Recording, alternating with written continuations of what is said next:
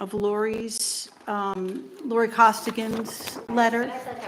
Okay, sure, there's a copy. You can, yeah? And Lori is here, so I'm glad she was able to make it. You're live, so I'll be back. Okay, thanks, Janice. So parking working group. We're here to sort of talk about kind of nailing down the final parameters that we are going to give to the select board, and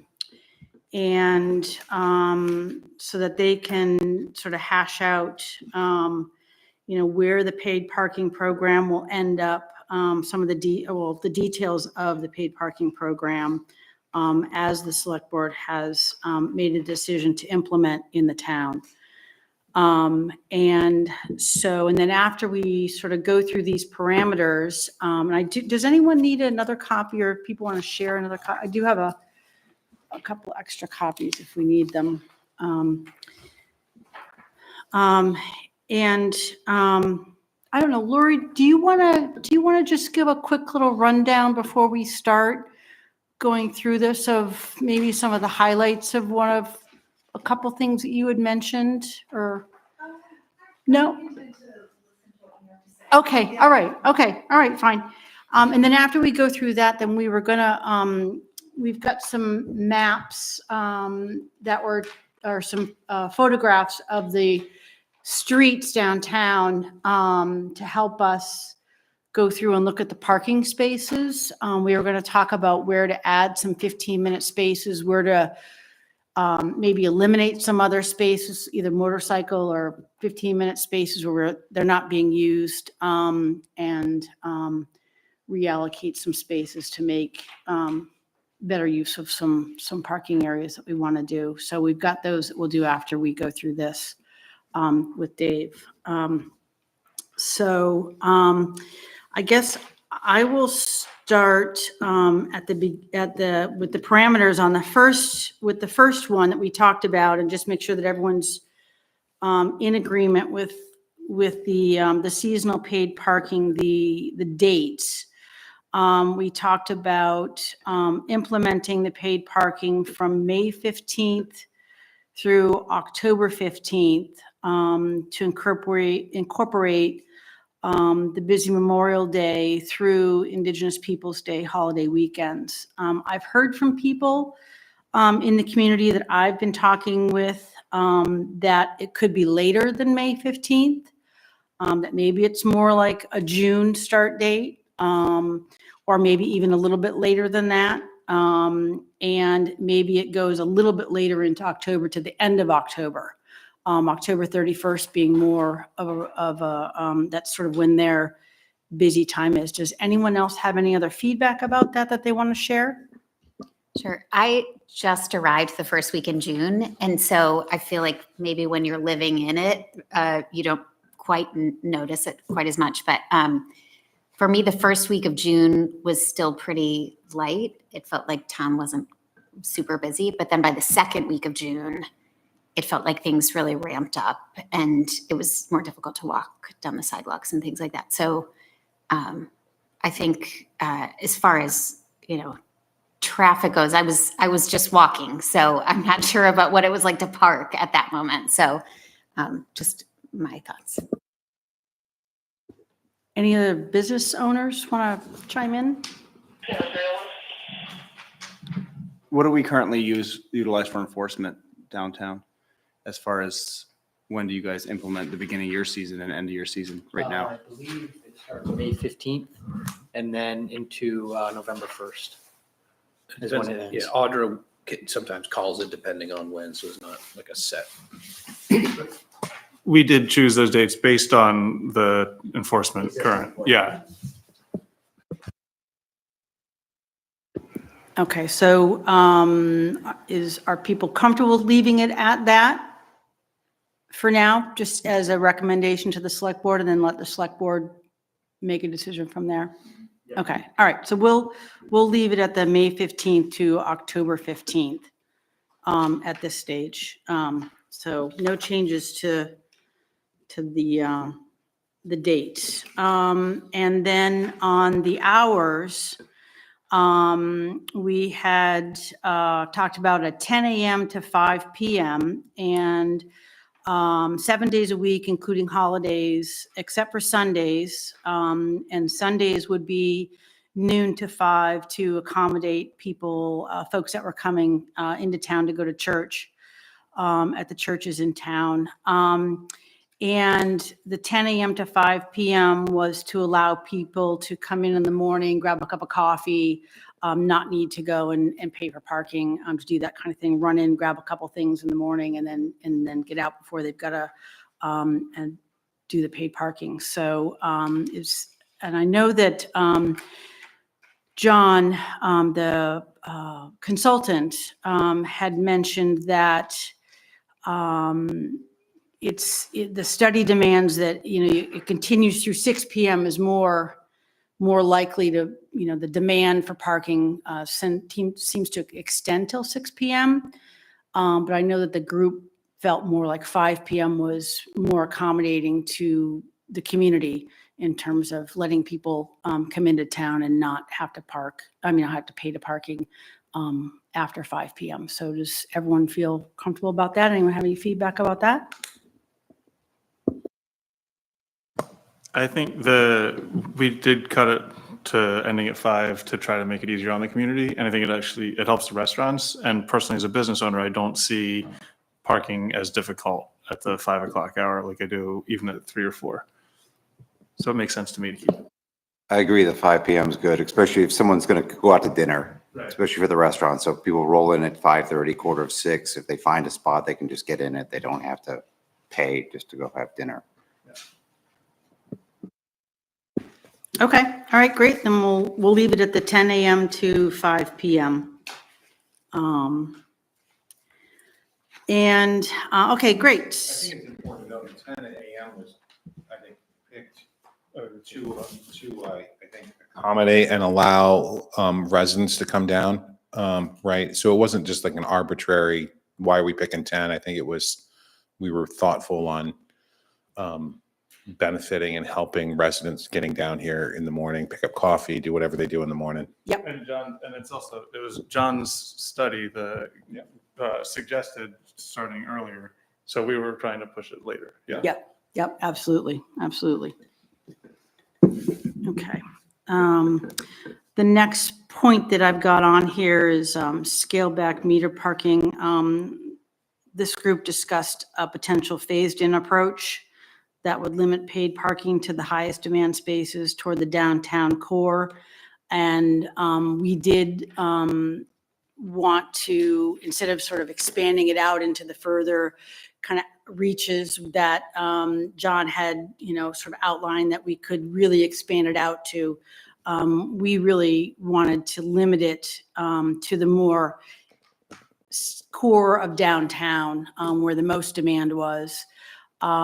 Particularly because we wanted to be mindful of the need to keep the traffic moving off of Main Street, off of, away from the businesses that are trying to get customers to be able to have parking.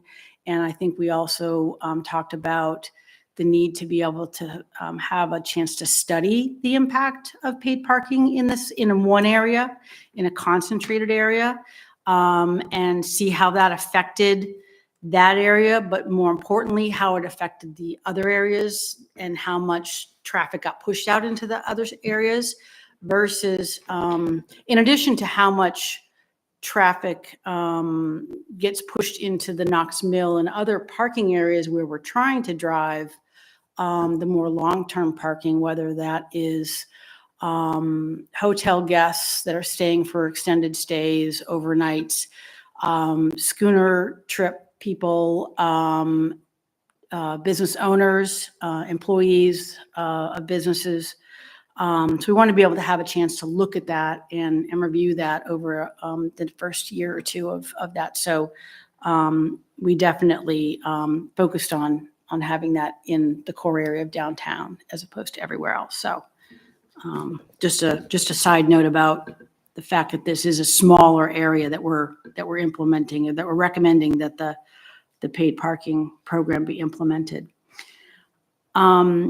The next point is parking time limits.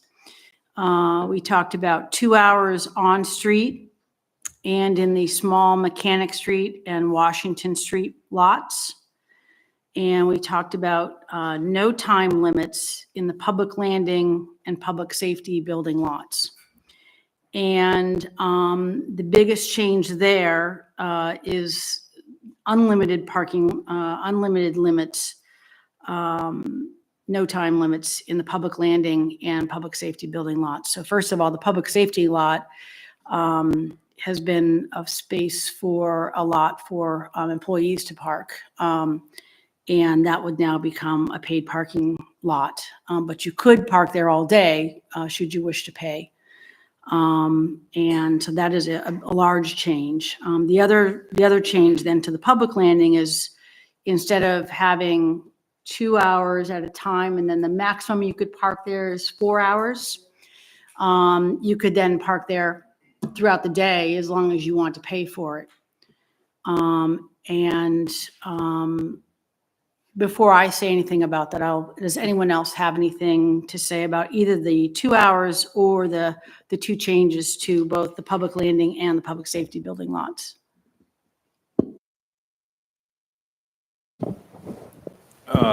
Just with my thinking on the public landing one, I mean, part of the intent of this is to provide parking availability. And so if we do say the public landing can have all-day parking, if you're willing to pay for it, you're not going to get any turnover potentially down there, right? I mean, people will just pay for it and just potentially park their car. The idea is to get turnover. So I'm personally not in favor of an all-day down on the public landing. That's just my take, because I think we do want turnover down there. So that's just my. Do we know right now from the history of the public landing how many people were utilizing the 2 hour versus a 4 hour option? I mean, I guess the question is, are there a bunch of people down there right now that are trying to stay there for 4 hours, or is there not that many? What I know is most of the people that stay there for 4 hours are usually going on the schooner rides. And a lot of the tickets I write are people who are actually on the boat, and 4 hours usually isn't enough for them. So they'll usually end up getting a ticket and then coming back and being like, well, I paid for parking. So. And that was part of the reasoning, was boaters, whether it's schooners or people who have just a boat down there. And also that generally when we go down to the public landing, there are open spaces. So the paid parking down there is already, like, without the time limit, it's keeping the turnover frequent enough that it's not an issue. Fair. But it is.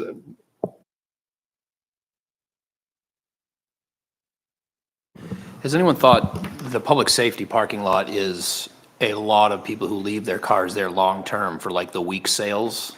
So where are they gonna end up going? Does anyone work that out? Because I come into work I at think 7 o'clock people in the morning, forget, summer and it's people full. forget that the town, we purchased 119 parking spaces over at Knox Mill. That's where they're gonna go. That's where they need And to be that's where they told should to- be directed to. I think that was been the intent.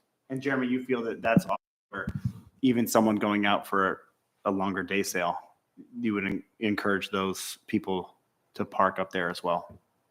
Is that what you're At thinking? Knox Mill, Or or do you think the public landing parking lot is an appropriate spot for someone going on a day sale? Or are you trying to push them further? I think we should push them further, but it sounds like what we've had down there has worked, right? And you're getting turnover anyway, so I'm not, stuck on one down there, to be honest. Right. I just think long-term people should be parking, in my opinion, we should direct them to the public or the Knox Mill lot. I mean, there's 119 spaces over there. It's a lot of spaces. And I know a lot of it, buses get in there and camper RVs get in there too. So we got to manage those spaces to make sure that we don't have RVs taken up. RVs that are also pulling an SUV can take up, potentially 10 parking spaces. We want to make sure we're not allowing that to happen at the same time. So, I mean, two ideas to address the public landing all-day parking. So, I mean, one thing is like you could create a situation where somebody couldn't just preload and pay for the whole day. They'd have to like go to the app and redo it. So that'd be kind of, that would allow them to add time to the time that they're there, but they couldn't just do it ahead of time. You know what I mean? So that would kind of help maybe with that. Or you could also do something similar to that when you re-up after the allotted time, that the first time that you pay for your parking, it could be a higher rate. Wait more hours. If you want to stay there longer. So what are we saying? The public landing is going to be per hour. How much is it per hour? $2 per hour, and the limit of no limit, let's say. But let's say after 4 hours or whatever we determine is a significant amount of time for day sailing or whatever, it would bump up to, I don't know, make up a number, whatever it is, how much more per hour. That would kind of maybe discourage that, but then that would also give the person the opportunity, if they were on a trip or something, they could pay the extra to stay there. Because you're trying to discourage it, but you don't want to totally eliminate it. You know what I mean? Those are just two thoughts coming to mind that would help somebody that, didn't have an option. They're out on a boat. They can't, you don't want them to be able to pay for the whole thing for the whole day right up front, because what could happen is people could just start paying for the whole thing ahead of time. They figure out, oh, this isn't that much. I'll just pay for the whole thing all the time. And then you start consuming all those spaces because nobody's really gamed this out yet, and I think as you move further along, people are going to figure out, all right, well, we could just pay for, 5 of these and be there the whole time. And it's not a big deal. It's only gonna be X amount of dollars. So if you add like cost to staying there later, that might kind of discourage it, but still give them the opportunity to like not get a ticket. It should be less than a ticket. It should be more than what it is for the initial time. That's just my thoughts on it. It's just kind of you don't want to be incentivizing people to kind of come in and just pay for it all at once and consume those spots if you're trying to make a move. I think this also was meant to be a little flexible anyway. Like that's one of the reasons we're starting with the small scale approach and not doing the entire town, was that we could change, like we see how the first year goes. Because John did say like all the machines are reprogrammable based on what the town needs. They decide the need. Does this group feel that it seems like we're focused on the public landing spots? What do they think about the no time limit up on the public safety building lot? I wonder if we have enough spots for employee parking, because if there are 70 some spots here, right, at the public safety lot, and 119, if we're pushing all the employees and long-term parking and all that up to the Knox Mill lot, I wonder if we'll have space for everything. Well, I think the library meadow lot was not included on the maps, correct? Right. Yeah, so there is the potential for some spots in the library meadow lot as well. I remember them talking about that. They were saying as long as they had the designated spots for the employees, right? I think it was you that may have mentioned that, and there might be some additional spots that are available over there. Yeah, we have currently 5 staff spots there, Right. and I think that there's another 20 spots, 19 or 20, that could potentially be permit parking for employees or whomever. I kind of think, I'm sorry, do those need to stay employee spaces? Yeah, we use between employees and quite a few volunteers that come in. We'd like to keep them. Well, I appreciate that you like to keep them. I think everyone would like to keep their own employee parking spaces. The library owns that lot. At the last meeting, they said the library owns the lot and they're offering to let us use the other spaces. Oh, okay. Yeah. Okay. So we have 5 on the backside of the library. And so there are some days when we have between like probably 8 and 12 volunteers and library staff members on site. So yeah, and obviously we want to have enough parking for patrons, but with parking along Atlantic and then potentially that lot as well, we'd be able to have spots for patrons, but also be able to offer additional spots to workers in town as well. Mm-hmm. Colin, do you see, so it sounds like right now the public landing is a 4-hour max lot. currently. I guess, have we seen things to say that that's not working and we should just, I mean, I would propose just keeping it the same. So you don't have to change signage or any other, I mean, that way it's, I guess, how many complaints have you had or? I don't understand why we don't want the turnaround down there. It's the public landing. That's been my thing. I think you'd want the turnaround down there. If they go on a sailboat, they know they're gonna be more than 4 hours. They should be directed to park in the long-term lots. If they don't, and they Yep. get stuck and they get a ticket, then they get a ticket. Those boats aren't late unless Right. something happens. They're on a set time schedule, so they know when they're coming and going and when they'll be back.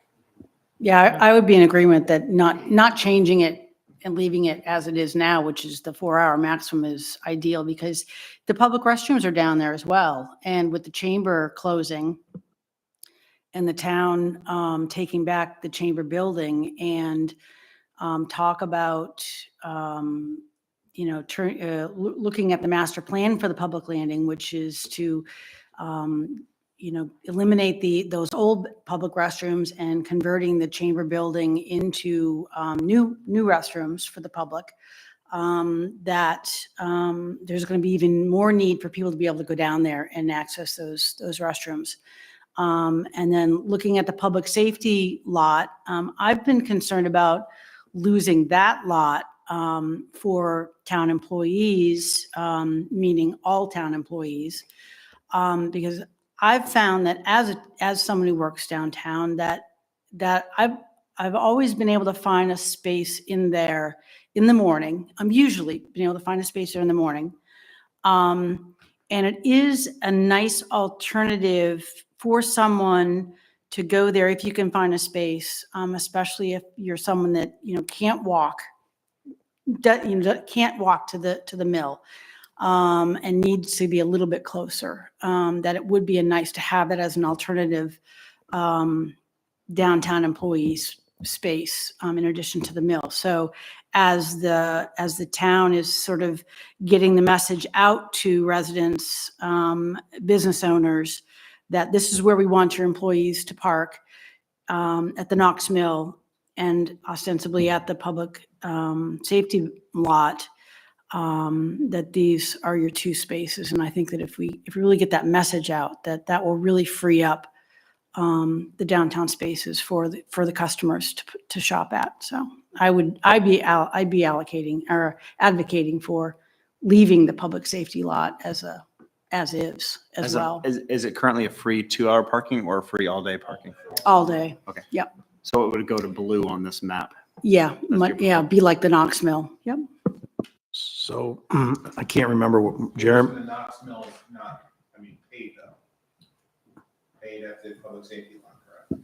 No, I'm advocating for it to be a free lot like it is now. Yep. so one of the other areas, and I can't remember, maybe somebody else remembers, but was the school parking, like, would we factor any of that in as maybe like a long-term overflow? Because in the summertime, they're probably not using that, right? It's really not that far from Knox Mill. I mean, you're just right. And if you go down Washington Street, it depends on where you park. I mean, there's a big chunk of parking there in the summertime that's probably available.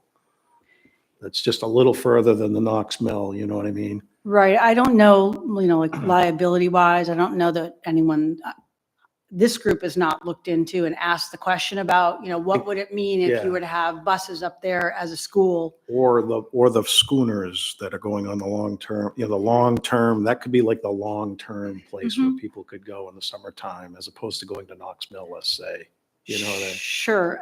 And Jeremy, I was going to also say, I was kind of responding to what Colin was saying about the fact that, if we're really trying to drive business owners and employees to park at the Knox Mill, we could run out of, there could be, if there's going to be some long-term parkers back there, we could run out of spaces. And so we might need that public safety lot as well. So, but it could also be changed into a paid parking lot down the road as well.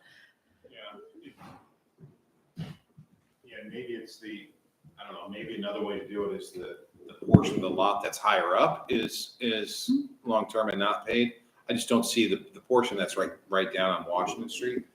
We're gonna have paid parking right on Washington Street, but you could walk 3 feet into the lot, and that's not paid parking. Sure. It seems a little Yep. close, and like, you might as well be right here, you know, it's like. Right. No, that's a very good point, that if you're going to have paid parking on Washington Street. I think the current proposal is showing free 2-hour public parking on Washington Street. Oh, okay. I'm sorry, I did not do enough. I think the thought was that was far enough away from some of the commercial core that, Wow. If we're dealing, if someone's made the effort to get that far, then I think the thought was that if they want to be there all day as an employee. And it is something that we could leave for the select board to, take under consideration, that, it's not something that we have to, make a hard and fast decision on, but. we're also doing like a phased in approach anyway. So that could not be part of phase one as we see how things are going. Yeah. And the select board can decide what to do from there. But I think even if it was paid on the street and free in that lot, if the employees are parking it, by the time my gallery opens at 10, that lot's full. Oh, yeah, it's full by 9 or 8:30. So what we're worried about is like congestion parking on the street for people to come visit the businesses. So that I think it's still if we end up metering those spaces eventually, that would be fine. One other thing, and I don't know if we want to address it in this, it's kind of a related to this, is that when in the summertime, what I've noticed when it really gets busy, we have this camper situation going on at the Knox Mill parking lot. Yeah. And we should have some type of answer for that. Like, where do you go with a camper? Because what they do is they'll park like parallel in the parking spaces, not perpendicular, and they'll take up 5 spaces. Or 10 if they're pulling an SUV. Right, and you could lose a lot of spaces real quick by doing that. And then there's another issue when you go down to the lower tier. When you come in you're not supposed to go in off of Washington Street, but if you go in the lower part of the Knox Mill off of Washington Street, and you're on the left-hand side by the condos, there's like a bunch of parking spaces right there that seem like they've got white cones. Have you seen that at all, where the white cones are? Yeah, those spaces, some of the schooner operators were using those Right. as a place for their people to park. That's kind of changed this last year. Okay, because I don't know what the situation with that is, but I guess I don't want to mix two things up. But the camper parking, the RV parking, we have to have an answer for that, because you can't just tell you can't park there. You got to say, here's where you can go, right? And I think that we should at least ask the question, where do we want to send people if they're asking where to go with their camper? Well, what if they pay per spot? Does it Well, matter they can't park. No, but if they got to be able to get in or get out, or other cars can't block them in, but if they have a RV that takes 2 spots, they pay for 2 spots. I don't know. As long as they're off the road and they're not. But that's free. But that's free parking up there, right? At the Knox Mill, yeah. At the Knox I mean, Mill. yeah. There. That's where the issue is. There's over. And then I've always some people say send them to the snowball. You can't go all the way to the snowball. No, but maybe I don't want to say this, but maybe you send them to the tannery, but you can't send them. You can't tell them that they can park in a free space and take up 4 of them. You know what I mean?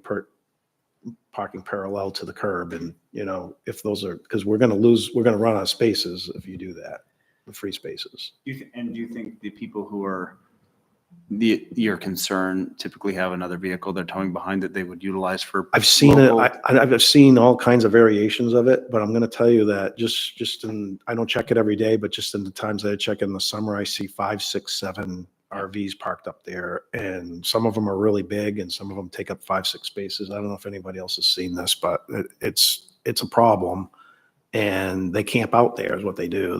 They'll stay there for 2, 3 days, because they're looking for a place to stay overnight, and there's not a lot of places around here that you can do that. So I think on the side of the road where you're paying for the parking there, that what you said kind of works. They can pay for those spaces, but when you get up in the free space, I don't know if you should be able to park there. We're going to run out of spaces for the people, the employees. I'm not sure that you can even pay for those spaces, because the way the system would work, you're paying for a license plate for 1 spot. So I don't know how you'd be able to use the same license plate for like 3 spaces. So it's kind of a snafu. Yeah. I think you have to say, this is where you go. You're going to have a place to send them. The school is like that lot is not unused mostly in the summer, but like that's not necessarily town property. Like, how does that work? That's owned by the school district? School district, yeah. Okay. I think we got to ask the question about the school, maybe follow up with that. Yep. And I think we need to find out where they want the campers to go, or we just say no campers. I don't know what the policy will be, but we have to come up with something because it's going to happen. And then if you have 2 campers in the Knox Mill parking lot, you just lost 10 spaces. And that could make the difference between someone who works there having a free place to park and not during the busy time of the year. And it's a small window. It's like 3-4 weeks where it's really tight up there too. And if you lose those spaces, you're going to have a problem. That's just my, I haven't statistically laid this out, but just watching what goes on up there, that's what I've seen. Because I park up there in the summertime because of, we're not supposed to be parking down here. And it's hard to find a space up there sometimes too. Well, I can certainly work with, I can gather a little more information for the select board, ask some questions I and think that's an important one. try to get them a little more information, let them know that is an issue Yeah. that we would need to address, that they would need to address. I just think you want to eliminate all those little problems that you possibly could have ahead of time if you can. That's just I don't think we need to get hung up on that. It's not a deal breaker or anything, but we just should have an answer and have a direction on it. That's just. Yeah, I mean, I definitely don't think that campers should be staying overnight in any parking lot around here. That's, We do check that. I think they stay, but it's rare. Yeah. Last year I Sometimes we don't catch them. Yeah, I mean, you can't be everywhere all the time Yeah. too. I mean, it happens, and I don't think anybody's doing it on purpose and they're not trying to, game the system. I think it's just, they're just looking for a place to stay. so getting back to so 2 hours on street, I think we're good with that one, but public landing, just to clarify, public landing, are we good with status quo on that, leaving that as is at the 4-hour maximum? Okay. And public safety building lot, what do we want to recommend on that? I like your proposal of keeping it the same, but I think if you're going to change it, I would say the next step to change it would be to change it from blue to black, as opposed to going from blue to red. Where's all day, but paid.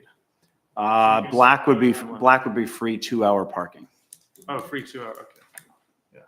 So blue is free all day So parking. it still doesn't it doesn't help employees. It wouldn't help employees, correct? Right. So if you were to change it, I would suggest only moving it like kind of that one Step zone, over. one step at a time. What about your employee coupon?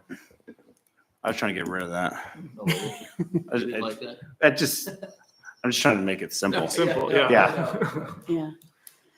Let's propose keeping it the same, and then if it becomes an issue, because I think, Colin, I think you have a good point. All of a sudden, if you start counting spaces, if you say, we're trying to provide somewhere for these employees to park Yep.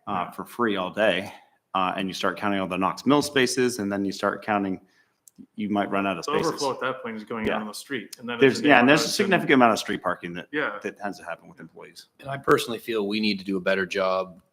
Well, the people who run the boats as well, but we need to do a better job in making sure that says no overnight parking in that lot. I come to work at 7 in the morning and there's cars that have been there, overnight, or they're on a ship for a week, or a boat for a week. So we need to make sure that they go, or I think that would be a good question. Which lot and which spaces are Right. allowable for overnight? Yeah, I think overnight should be up the street. And Yeah, we get overnight parkers in the meadow lot as well, which we would not want. And you definitely have a There's no sign there that in says no. We do have overnight a parking. sign, but Yeah. I don't know that it's also Sure. being. In the library, So in the that'd be library great. lot? Yeah, Yeah. because it's close to the boats, right? Right. So, I've seen somebody camping up there too. Yeah. I think that they just, the boats need to be better at telling their people where to go for long-term parking, and it's got to be addressed. Or, we had a car, for a week, it's sitting in the municipal lot, taking up a spot when they could be up at the Knox Mills, so. So Sure. I think I would say the public safety building lot should be no overnight parking. Correct, that's what I'm saying, yeah, Yeah. and which I think it Is is. it We just already- need to, we just Okay. need to be, what do you do? If someone's been on a boat, I think from now on, if you're there, it's not gonna be If there. only the police were closer to that lot. I have no problem with that. Yeah. Well, I think that, working with we know how many schooners we have and which ones are overnight schooners versus day sailors.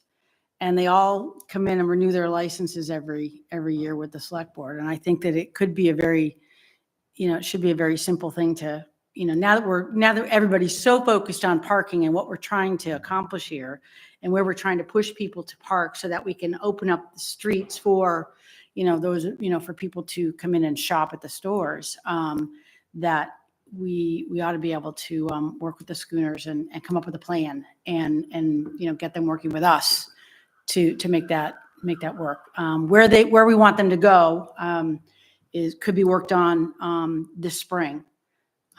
So I think that's something that we could put on the docket to be hashed out. So, okay, good. I So would be in favor of it staying free all day. then. state, yep, okay. So, so public landing and public safety and building lots, leaving those as is. Okay, all right, then I'll make those changes. All right, so short duration parking spaces. I think that we're going to address that in terms of at the next portion of the meeting, which is to converting some of the free spaces, free 15-minute spaces, move them around, shuffle some, put them in better spaces, so that people can run in and out of the more common places that we go to pick up something really quickly. So I'm going to skip to meter parking rate. That's $2 an hour. I think that we've already figured that one out. All right. So the employee business owner parking fee, Tyler, you said is that the one that you're not in favor of trying to figure something out for that? Yeah, I mean, my recommendation would be just to keep it as simple as possible in your initial implementation. And I think that's part of the reason I was trying to scale things back and would be to get rid of basically all these coupons and other exceptions into the system. Because I think it's definitely harder to explain to your public if you have all these other items. Well, this one's easy too, because it's for the public safety lot. So we just made that, no changes there. So Oh, okay. it's free all day Okay. anyway. So we'll But you just, can say that again when we get to the next part. oh, okay. All right. So Camden resident parking discounts. We have talked about this at length, and as I'm sure that a lot of us have heard from people, I know I've been out on the streets talking with people. I've talked with some of you on this group about what can we do to really recognize Camden residents, their concerns, their frustrations with this whole program. The fact that it's not something that they've been able to vote on, that it's, it was a decision made by the select board. It's something that only the select board can decide on. Well, yeah, I guess that's the way to say that. It's not something that the town, can vote on. It's not something you can petition away. And so I think it's really important that we come up with a really a good plan for Camden residents to make it super easy for them to come down and shop and do business downtown still. So it's not a pain for them, and it doesn't drive them, to other places to shop.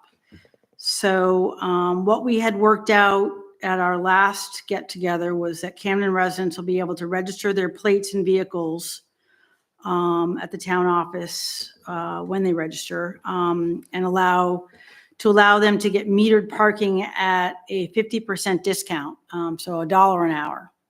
So they would still have to go to a meter or use text, depending on the various options that we have for the actual kiosks. And there are a multitude of options. It does not require always to have a particular app or that kind of thing. So we talked about a 50% discount. I have an idea, but I will let other people speak first if other people have other ideas besides 50%. I almost think that the going to the app or going to the kiosk is more of a hassle than the actual cost of a discount thing. So I think if the intent is to make it easiest for Camden residents, maybe it's just free parking, which we had talked about, still within a limit for that spot. But that way their plate could be registered and they wouldn't have to interact with the kiosk. It's just an idea, but I feel like the hassle might be for some people more of an irritant than the cost. And when we were talking the free parking, were we talking, wasn't there like 2 hours a day or something, or like a certain time limit? Yeah, I'm not sure if we had like an actual decision on that, but it was decided to do like discounted, or we talked about doing discounted instead of free. But I don't know if that discount is enough makes that big of a difference. Yeah, I agree. I think residents having to deal with this at all is the pain. It doesn't matter if it's 50 cents, $1, $2, or whatever it is. And that residents should be able to, like we talked about, registering their vehicles. So if they have a vehicle, they're free, but they have to follow all the rules. If it's a 2-hour spot, it's a 2-hour spot. And I don't think you want to get into, will they get an hour this week or an hour this day? No, they just have to follow the rules. So if someone pulls in front of the leather bench and goes in there for half hour and shops and then drives somewhere else and pulls into another spot and parks and shops in there or does whatever, it's the residents. This is their town. I mean, this is where we want them to be downtown. This is the heart of Camden, is downtown. So we shouldn't make it a hassle for them to come into town. They shouldn't abuse any of the rules. The rules should be the exact same. If they abuse a 2-hour spot, they should get a ticket. If they're shuffling, they should get a ticket. If they're whatever, if they're not paying their tickets, then boot their car. I mean, whatever it is, it should be the rules. But as long as you're going to abide by the rules, you should be able to park downtown any time of the year, not just in the winter. I think part of the reason that, like, there's 2 reasons that the town is thinking about changing the parking rules. One is to get money to pay for infrastructure, right? And the other one was to incentivize people to not leave their cars all day. And that would basically be Camden residents still have the same situation we have now, where it's just 2-hour parking. And like, as we talked about in the previous meetings, that people just, they do shuffle their cars, and like, it does, the hassle is not, it is frustrating that's what we're coming to, the hassle of like paying for the parking. But I worry that if Camden residents are just in the same situation we're in now, we're not actually freeing up the spaces, which is what I see as the primary point of this, is freeing up parking spaces. I mean, if the shufflers are the big issue, penalize the shufflers, because the average person I deal with is coming into the store to shop for whether it be 15 minutes, a half hour, an hour, they're ordering. And then they might go over to the post office, and then but they're not downtown for 8 hours, and they're not just moving their car around. If the shufflers are the ones that are causing the majority of the problem, then let's go after the shufflers and eliminate them, because that would, in theory, we don't want to eliminate or make it harder for the people that are just downtown to shop. But we definitely don't want people parking on the main streets for 8 hours a day. Anybody, because that's not what they're designed for. But you're putting, the shuffling system is hard, right? Because he's got to have to remember that I saw that car in front of French and Braun. But you guys are going to start reading license plates now. Correct, Keeping but more his of a system track. never talked about, if I go down the street, he didn't talk to the system that it would recognize that it's 4 meters down. I mean, if it does, great, but that's the only problem is we rely now on shuffling of who we remember is, oh, I remember that license plate, I remember that car, it's here every day, or not, that's the only way we know about shuffling. Right. My hope would be that now that you're using this better technology and you're doing the license plate, which will even tell you who the person is, and If it can. Where do you do that? Where do you determine they're shuffling? Because like what you just said, I'm going to French and Braun, now I'm going to the post office, now I'm going to Walgreens. That could be looked at as shuffling at that point, just because of the moving around. I think what you do is you give the resident one time a day to park somewhere in town or something like that. And then you you create 15-minute parking spots in those locations where they can pull in and do those things they need to do. They also have the time before the whole paid parking starts that they can park for free and after. So if you give them one time a day in the middle of those free times, that should kind of take care of it besides the strategic 15-minute spots. I think that would kind of resolve that, because I don't think you can figure out who's shuffling, because, they could be just then maybe they're not shuffling. Maybe they're legitimately stopping at these different spots and parking, but that's going to look like shuffling, right? I mean, that you wouldn't know the difference if they're shuffling or not. But I would think that the people that are truly shuffling year round are doing it 3 to 5 times a week. And so you see this person, it's, they parked there at 10. Now it's a little before 12. Boy, they're getting in the car and they're going over there. And then, I know it would take. That's kind of hard to figure out, though. More watching, but yeah. it's, once again, if technology. Didn't we open up? Yeah, you're mornings for opening up the people that come? mornings. We went later. You're opening We up went the later to evenings. start, so people You give them a free time once a day in the middle of the day.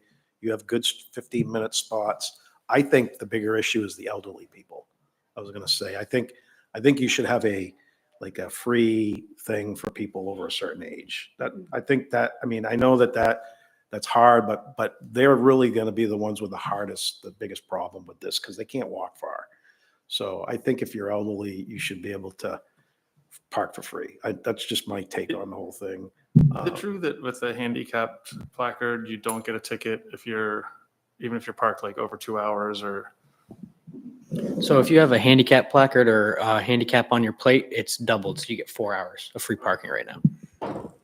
But not everybody elderly has a handicap ticket. You know what I mean? So, if somebody's 70 years old or 75 years old, even though some people are in good shape, I think maybe it would. I guess if we're freeing up spots by moving the workers, people of working age, out to these more, these free lots or the Knoxmo lot, then hopefully there will be more spots for people who might have mobility issues. That would be, I would assume if you're between the working ages, Right. the folks who are older than that would maybe have more access then during the 2-hour free periods. I'm curious about your solution, Holly. My solution, well, my desire is to give free parking to Camden residents for at least an hour a day, if not 2. That was one of our, it was either hour a day free or the half price were the two things we talked about in the last Right. meeting. And I think that for those of us that shop downtown on a regular basis, an hour is enough. And if I'm coming downtown to shop, I'm not moving my car once I get parked. I'm not shuffling even for 2 hours. I am parking my car and I'm going to French and Braun and I'm going across the street to Once a Tree, and then I'm probably going to go down the street to Symmetry, and then I'm going to go back to my car and then I'm going to leave. And so I think that is probably what the majority of people are going to do. And what I might do is I might be gone for 4 hours, and then I'll be like, crud, I got to come back downtown. I got to grab something. I'll be back for 15 minutes and then I'm gone. That's sort of the pattern that I think most people are going to be doing. So I wonder if you could say when it's advertised to the community that Camden residents get free parking for 1 hour a day with no shuffling, no moving spots. But that's just part of the law, right? Yeah. Oh, Yeah, okay. Yeah, it Okay. is. And I think it's really going to be up to the police department to figure out, to work with the technology and figure out how to weed out some of the shuffling. And I think it's also, we just need the community to work with us and to realize what the damage that they're doing by shuffling and by parking in the spaces on Main Street where their customers need to be to shop in their stores and to shop in their neighbors' stores. And that's damaging each other. And it's counterproductive to what, we're trying to do for each other as a community.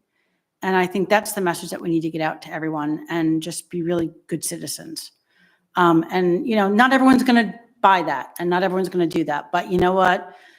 Hopefully the majority of us will, and that will accomplish what we're trying to do. And, you know, so we just hope for the best. So, you know, how we make that free for an hour for Camden residents, I think that will hopefully, you know, make a lot of people happy, and, you know, that we're not, this just isn't just a money grab. This isn't just we're trying to make Camden, you know, a horrible place to live, you know, all those, the negative things some of the negative things that we hear, but that we do want to make it, as Todd and others have said, that it's a place that you can still come down and shop. We want you to shop. We need you to shop. That's the whole purpose of this. And it's for 6 months out of the year. We still need you to come down. We need you to be able to come down for the same amount of time you come down to for the other 6 months of the year. And it's not going to be any harder to do. I mean, the summer is hard enough to find a parking space if you can find a space. So, yeah. Did we determine residency? I believe it's tied into the registry, when you So register your it was car. Right, actually- so we- main plates. I mean, We had an argument about that, and Yeah. it was coming down to more if you have a home, when you came into, Seasonal. yeah, so even People if living you just owned a home here, So they will have to be obliged to come down and register there or Right. register their car from, Massachusetts. I think when they register their plate. but you're not registering your plate if you're out of state. If you're out of state, you've registered your car in another state. That was the issue. Yeah, I think Stuart brought that up. Yeah, So will they have to come down and register their out of state plate? right. Okay. Okay, that was, Can you do that? Can you? no, unless the system, they're going to have a separate system to add it into But the, it would get added into the police department system. That's the solution. I don't think we came to that last time, did we? No. that's why But the- curious. Yeah. But I assume the software would have that ability, because we will have like access to the back end of the software to add plates in. Yeah, I think we can exempt certain, there's a way to exempt certain plates or people, like if there was a business that bought a permit, you would then, you know, put that plate in as a permit, and whatever the parameters of that permit would be, you would factor that in. And then when you pull it up on your scanner, it would tell you, you know. So, I mean, so you're addressing the seasonal people that own property in Camden. Then you have the people that own property in Camden, live in Camden, and then you have people that have a business in Camden. What happens with that? You see, I mean, they're not living in Camden, but they got a business in Camden. You're making this too complicated. No, it's a great point. No, no. What is a resident? I think Be- that is because- the question of what's a resident. Because I sold permits in Rockland, and these were the things that came up, and they got sticky.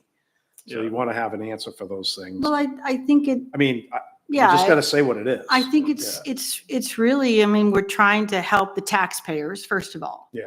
It's property taxpayers. Yeah, I think that was our Because idea, they're was property tax bill. they're the ones that are footing the bill for So this program. so it's not a residency thing. It's a. Well, it's- yeah. but I think first and foremost, it's taxpayers. And then there could be some other layers of renters who are, you know, renters that are living in But they're apartments. registering their vehicle in Camden. They're registering their vehicle in Camden. I think it's and- the exceptions to the registration kind of situation where it's the out-of-town person, this person living out of town that registers them out of town.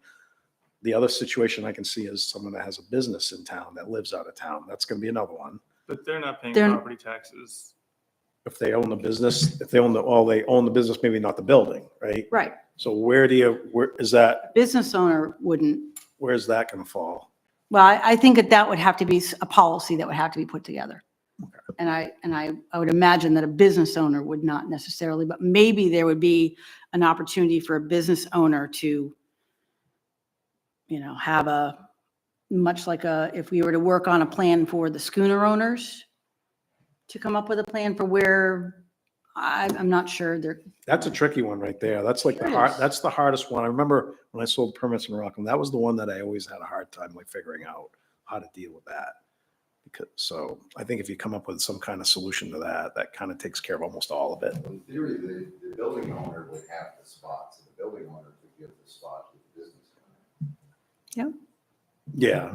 I also feel that it's not, if someone owns a residence here from Missouri, it's not his job to put the plate in because he doesn't know they own a house here from Missouri. It's going to have to be the town that's going to have to do it. They're going to have to come into the town, just like a registration, and say, I have these plates.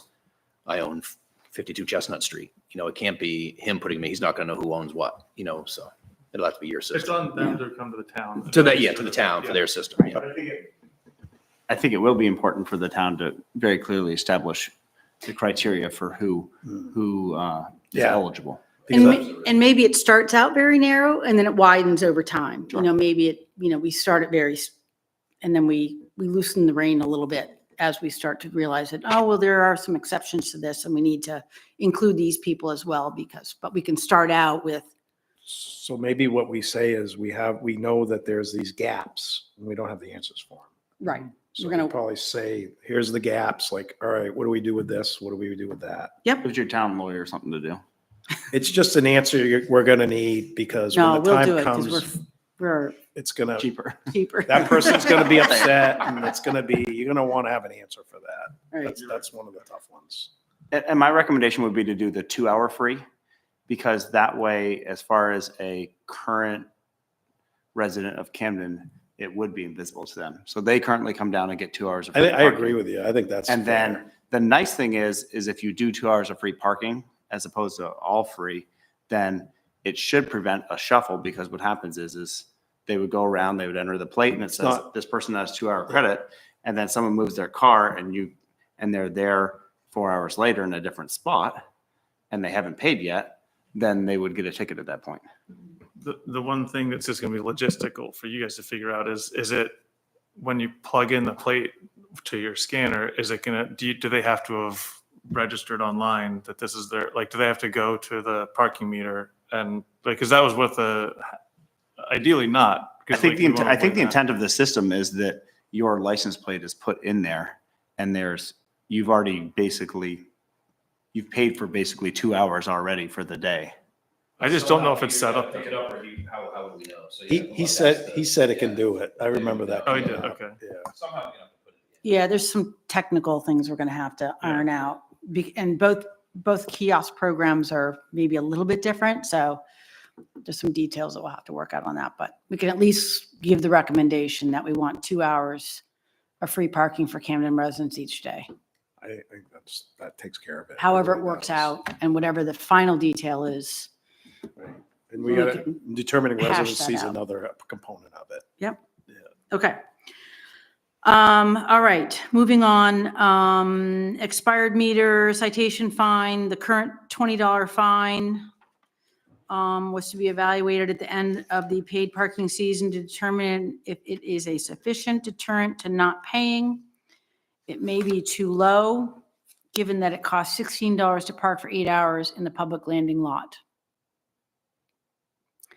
i.e. only $4 more to pay later, obviously. But that was when the public landing lot was gonna be all day, which is Right. not anymore. Right, so So that's- status quo on the fine at this That to me stage? seems like a small fine. Yeah, I mean, even if it's a 4-hour lot, if you're going to be capped at $20, you can make it an all-day lot if you're willing to pay $20. Yeah, that's true. So at the landing, the expired meter tickets are actually $30 rather than the 2-hour parking tickets are $20. So if you don't pay at the meter, then you're paying a $30 fine usually. Okay, so an expired meter is currently $30. At the land- Because it's a longer period. for parking. So that's, yeah. Okay, Should there be all lots that are at that time limit have that? Is there other ones that fall into that category? Right now, the landing would be the only lot. That's the only one like 4 that. hours, Yeah. everything Yeah, else is okay. 2 hours. I wasn't- So we could keep the fine status quo where it's $20 for 2-hour parking, $30 for 4-hour parking. But there was a point there that wasn't like really much of a fine. Yeah.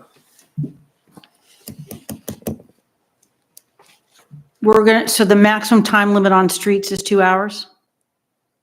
Okay, Okay. Do you have people who, like, it feels like they're just paying the fine as a parking fee? Sometimes, especially on the streets with the free 2 hours, like I'll have people who will park in the morning and then I'll go out on, say, my second round. I see chalk on their tire, I'll ticket them. I'll go back and they'll still be there. So, and then they just get another ticket, which is $40 $40. $20 ticket. Oh, Yeah. well then I that, got $40. that takes care of it then. That wouldn't be any fun. You know, Actually, sorry, the second overtime violation is actually $40. So they'll be getting $60, yes, in total. Okay, so, So yeah, that ticket is not just a park all day. You've gotten your fine. well then that takes care of it. And then after 48 hours, if it's not paid, it doubles completely. So you'd be I paying think that $120. needs to be good.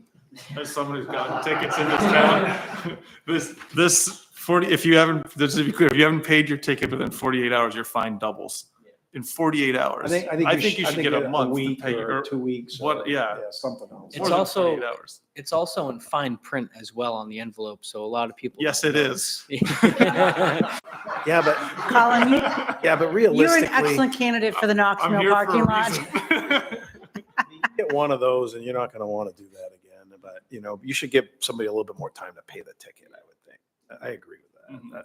So, Especially if you're on vacation when you get the ticket. I was going to say, who pays something like 48 hours or, Conversations about that, changing that. yeah. so do we want to make a note to change the 48 hours to 7 days? Okay, Or 2 weeks. I mean, yeah, I think 2 weeks is fair. okay. I'm mean- seriously, like, if you're on vacation, it is the Okay. next day. Nobody mean- nobody pays any, everybody has 30 days to pay for something. I mean, I think 14 days is, I think 14. 's I think fair. that's fair. That's 2 weeks. Okay, all right, we'll make that recommendation. All right. And then we had consider adding on-street parking spaces. And there's a number of streets that we were going to add these to. Yeah, so. Just marking them clearly as spaces. This seems like a public works issue. Yeah, Part of this. one. Yep, I'm Yep. just marking those out as extra spaces. I found a bunch of spots and I'm just gonna add them in. you know. Okay. But, and that also, I don't see Chestnut listed because we talked about marking off where the spots are on Chestnut to make it clear where you're allowed to park. I think that's really important considering what happens on that street. You mean talking about the yellow curbing stuff? Yeah, but, well, the people paint their own curbs yellow. Yeah, But and then they like, put cones out front of them. yeah, and they put cones I so you mean- can't park in them. So like, I think it's important anywhere where we're like pushing people out of downtown, not just Chestnut, but like Belmont, we talked about, like any of the streets where we're thinking people may end up parking and then walking in. It'd be nice if it was clear where you're allowed to park by Well, I marking mean, those spaces. Those spaces are marked out. On Chestnut? Yeah, I believe so, right? I don't Which- think they are. Which, No. if which you go ones are we talking about? Chestnut going out from Francine, going up the hill out of town, yeah, on the right side yep, and the left side, actually, there's no marking on them. okay. right. Yeah. I'll And look and at like, and those. I think it's like, even just decide like as public works, I don't know how wide a street needs to be to have parking on both sides, or like, as Belmont, we talked about people parking on both sides, but it might be helpful to Yeah, just a little- pick a side so that fire trucks can get by, because like there are times where it's really like, I mean, you should have a 10-foot lane, Right. roughly. Colin, are you referencing like, you feel like the individual spaces should be marked or more the longer, broader marking? Because sometimes I know as you typically get away from town centers, there'll be things that get marked out that are more simple than But I agree with you. like I a think- curbing I or think like you just where put the curb cuts line, are. the parallel line up. You don't put the perpendicular line in those. that'd be locations. fine too, yeah. But I Because think it's just clear that the town's deciding who can park there as a Yeah. public works Mhm. department. Rather than the we block residents. off the whole area, but not do the individualized spots, because we're trying to move away from that. I guess what Right. John was saying, he says you're better off, because then he says it actually adds to the parking. Yeah, yeah, So maybe just doing a line. I yeah. mean, that'd be easy enough to do. Mhm. And then adding those other ones that we found around town, Mhm. which will help, because when we actually put in those 50-minute spots, we won't have a net loss of parking, you know what I mean? That's kind of what we're trying to avoid. The only thing with that, putting that parallel line in, I know at Mechanic near Knowlton, where you have the bike path with the line for the bike on the free street, The Sharo. the share road line. So Yeah. Mechanic, right where the new flashing stop crosswalk is. Yep. So you have that line that designates that share the road, but some people are taking that to mean there's parking there. So they'll park right there. So we're gonna mark off, remember, we're gonna color code the lines. And anything that's paid parking is gonna have, well, that would be paid,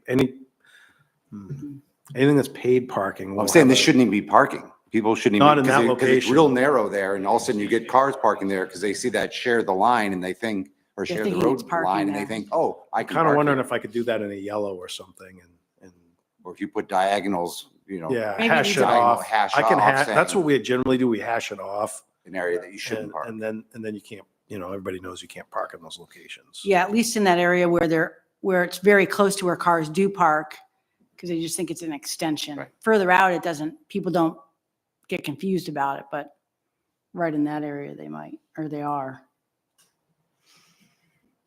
Okay, so do we want to just, those that want, so that, I think that wraps up the parameters for the select board. And I'll work on writing something up with Audra as to what's gonna be given to the select board to help them work through that at a public meeting. And as far as the kiosk demo, John Burke is going to be he's working on putting together quote requests from the two companies. So when we get those back, I'll let you guys know what happens with that.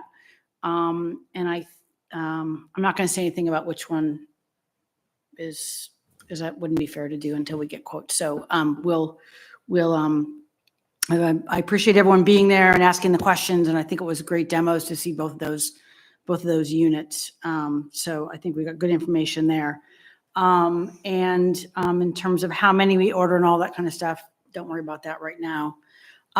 So I have one question with that. Is Yes. it with the phased in, is there a difference in pricing with doing, like, I don't know how many we have with the changed map of what we're doing parking, but it was going to be like 43 or whatever. And like, is there a lower price if we order more. more as opposed to like doing? I would imagine he's getting some number breakdowns. Okay. If not, I'll ask that he include, get some additional breakdowns so we know if there's a Like where quantity the discount. breaks are, yeah. Yep, we'll make sure we do that. So do you want to, There's a question back here. Lori, yes. I mean, Oh, wait, hang on a second, Dave. Sorry, I'm just curious, with these kiosks, with these meters, where are they proposed to be positioned on the sidewalk? they're like, there's different spots all around town where John was recommending putting them when I went around with him. On the sidewalk? They won't be like in the side, some of them will be like, we're not gonna put them in the middle of the sidewalk. They'll either be, what we found was a lot of them are going where the parking signs are, it says 2-hour parking. Bring this to your attention Yep. because a storefront watches people attempt to put children in backseats of cars and they are hindered by the postal box and the trash cans consistently. Mhm. So any sort of metered apparatus near a sidewalk, I think someone has to be aware of the Sure, of vehicle doors. Well, yeah. say sure, but you should see them wrestle with the trash cans. I mean, you only have so much, like the trash cans are tough because you only have so many places to put them, right? I mean, So maybe where they need to go is more where the line is versus in the middle of the parking space. what if possible. we found was it's really where the sign is already. So if we put the meter where the sign is, it shouldn't be an issue because unless they're hitting the door hitting their door against the sign. But you can't put them in the middle of the sidewalk. You have to either put them on the edge or up against the building. You can't just put them in the middle, because then they're an obstruction to the people walking. Are they better up against the building? Some of them they are. But what we found was like when we were walking around, like a lot of the places where we already either have a telephone pole or there's a 2-hour parking sign or a signpost, or we're trying to use spots that are already being, consumed by identification of parking. And the snow plow has to get through the sidewalk plow. They all Put it disappear. down, right, yeah. We pull them up and they disappear. But Holly makes a good point. If it's at the line where the spaces are divided, then the door wouldn't hit it. You mean like front to back? Yeah, like where Yeah. in between the two road? cars. No, on the sidewalk, but where two cars. Oh, were. yeah, Like, yeah. the door That's where we Yes, were. that's already. Yeah, we were already factoring that in. Yeah. It wasn't like in the middle of a parking spot. Right. It was like where the Yeah. parking That- spot ended. That could be something else that we Yeah. can look at. But Just I'll keep parking that in in general. mind when we put those in. I mean, we were thinking about that when we were doing it. We were trying to like not just go and randomly put them in places where they were gonna be an obstruction. It looks like, at least on Main Street, that most of the 2-hour parking signs are mounted to the light poles already. Is that true? No, some of them are, some of them aren't. Okay. But, you know, it was a combination of either replacing the 2-hour parking sign with a kiosk or moving it up against the building. That seemed to be, you know, the trend, and, or put it like kind of in a location near telephone poles. So it wasn't like, you know, another obstacle. That's what we were trying to eliminate. I mean, you don't want to have all these kiosks and parkings. I think what we had said was that the kiosk would have the sign, the 2-hour parking on it, or the parking rule on it. That was kind of how we were going to address it. And then I'll talk with, you know, PD with it when we go do that, like, cause you're going to know inherently where, you know, maybe this is a bad spot or this is a good spot. I mean, we're going to have to adjust these a little bit over time. There's going to be 1 or 2 people don't like, and then we'll move them. I think is what, and it's gonna, like I told Holly, I'm gonna start like, I want to know where all the parking meters are gonna go, because I have to dig safe every one of these locations. I have to pour pad. I have to put a mountable, boltable plate on there, and at that time, I'll talk with the building owner if it's up against the building, or I'll talk with whoever just to let them know what we're doing. It's gonna take, there's quite a few of these, so I want to start now because I don't want to be the bottleneck, like I was saying, for the meters. I want to start putting those in, because in between plowing and construction and all the other things we're doing, we want to plug these things, 1 or 2 of these in a day and get them ready.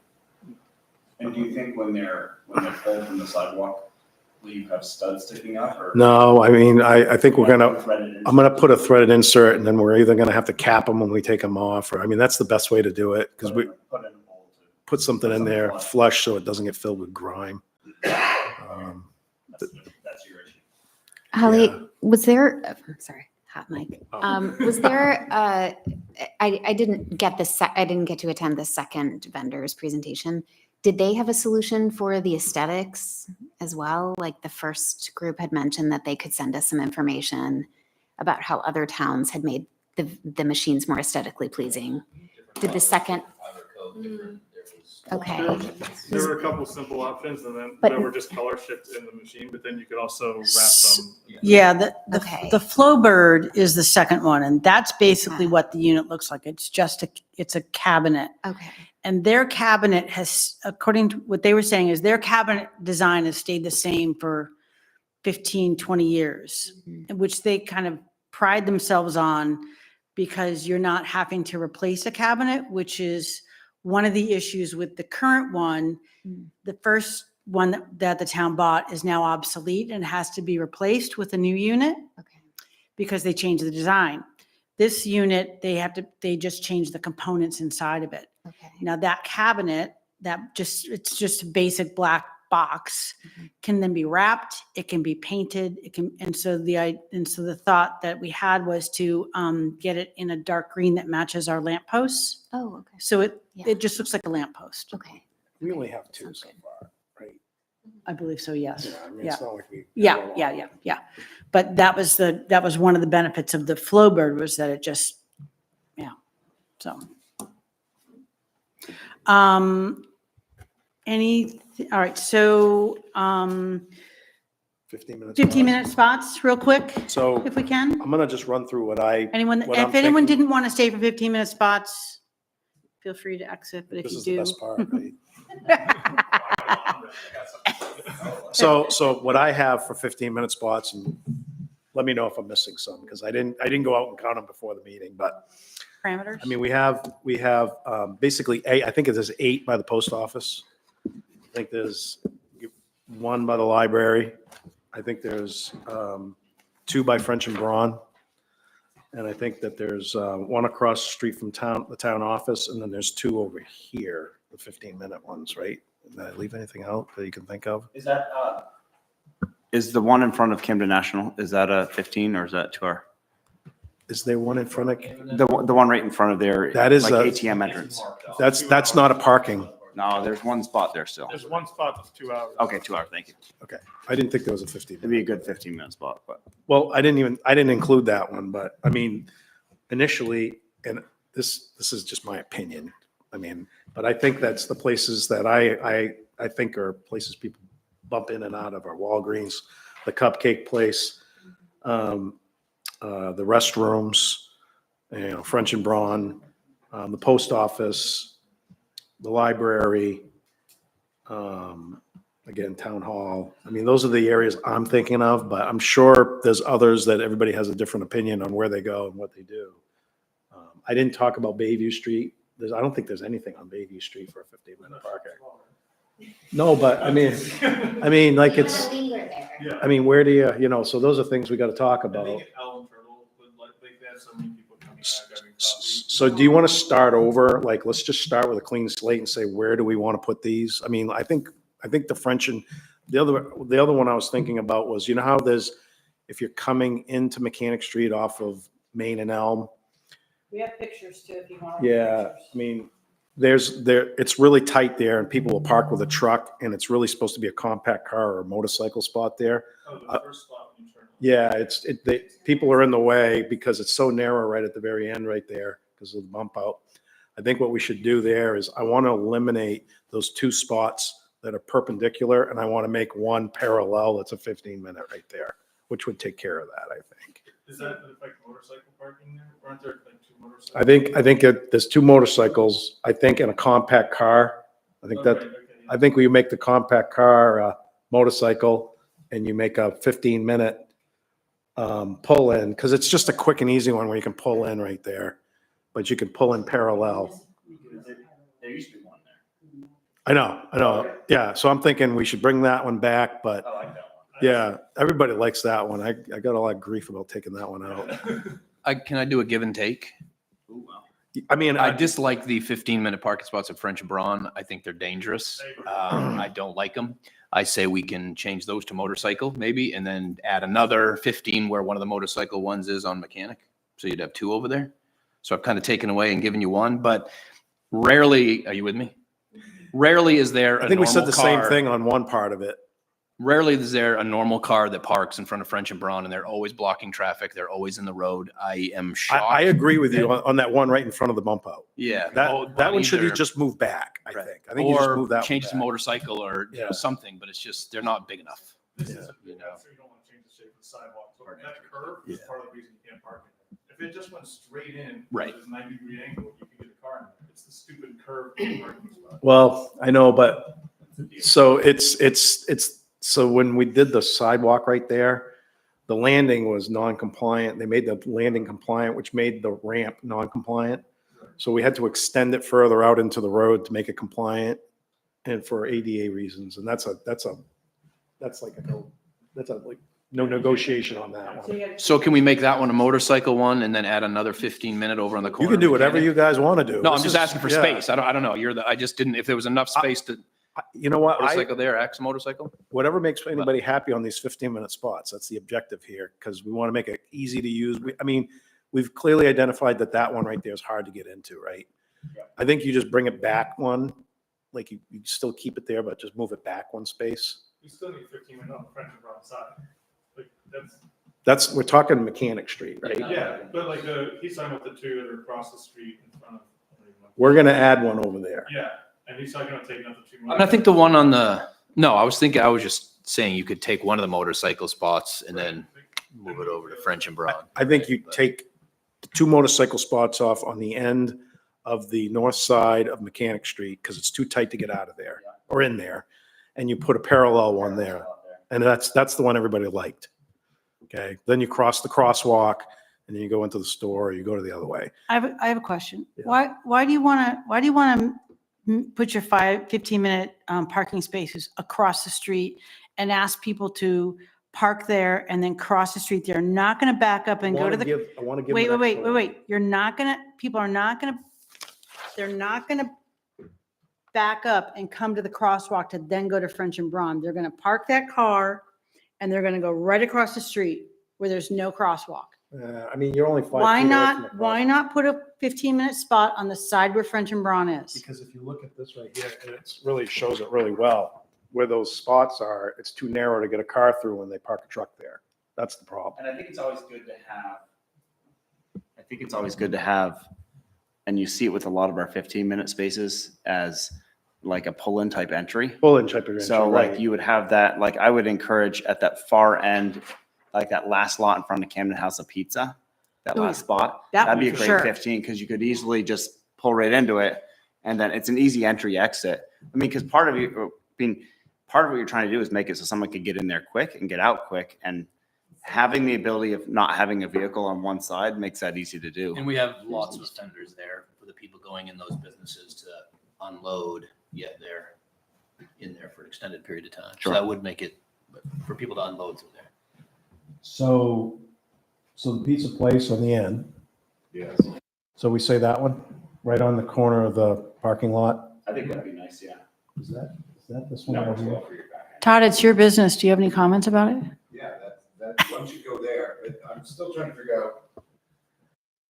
The one I was talking about? So I'll show you. This is the easiest way to look at it. No, I mean, The one in front of Zoot's the worst. Is the one in front of Zoot, is that a 15-minute? Yes. In the corner. That one's just a hard entry. Okay. so. Takes you 15 minutes to park your car. Technically, right now, you have Safely. 1, 2, 3, 4, 5, 6, 7, 8 parking spots along there on Elm Street. And you've got the one that's almost out of that 8, one of them is basically worthless.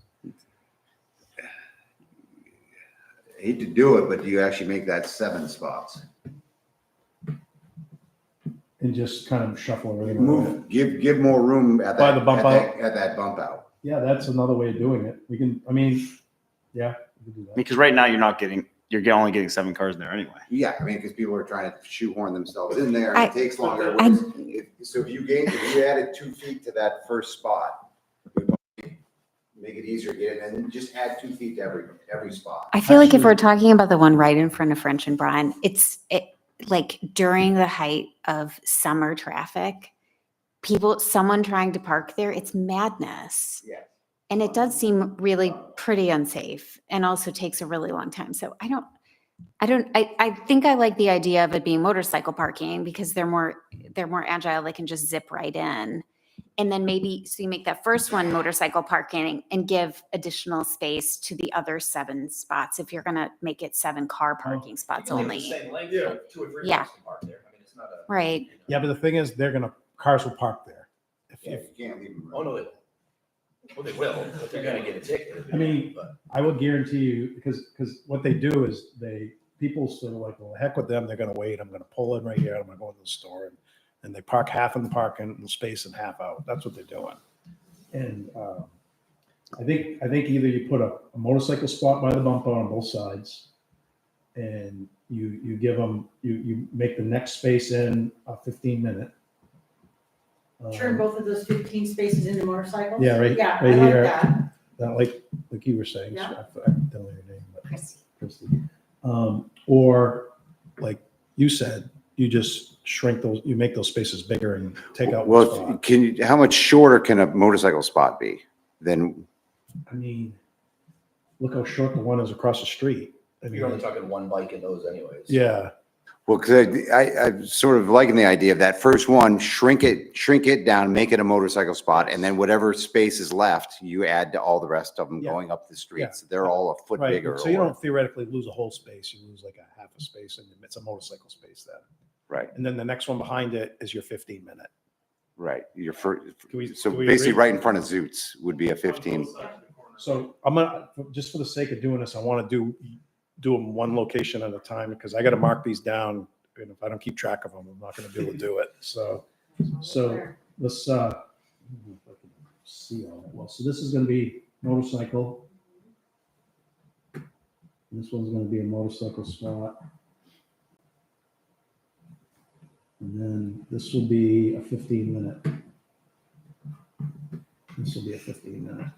After the motorcycle spots on both sides. Yeah, and then, I mean, I'm not gonna write and adjust all this, I'm just gonna put those in and I'll But- figure it out. So then whatever space you gain you'll spread out amongst the other spots to make them easier to get in and out of. This one, I might not lose the space because I might be able to just move everything on Elm Street up a little bit because it looks like I have a little space between the crosswalk over there and like that. But I would definitely try to make them bigger so it's easier for people to get in.